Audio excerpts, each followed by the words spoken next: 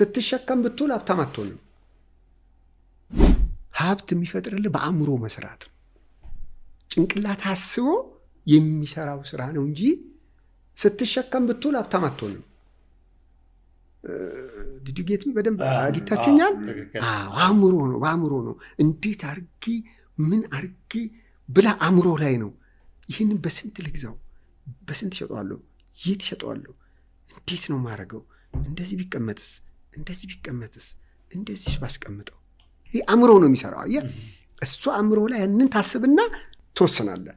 በቀጥታ ያን ወደ ተግባር ለማስገባት ትሄዳለህ።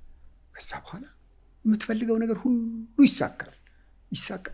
ልንገርህ እጅግ የሚገርም ነገር፣ አሁን 3000 ይሰራ የለም ራይድ በቀን አይሰራም። በቀን 3000 ይሰራል አይደል? ተመልከት። አሁን ራይድ 3000 አሁን እንግዲህ ቅርብ ጊዜ የመጣ ነገር አይደል? ቅርብ ጊዜ የመጣ ነገር ነው።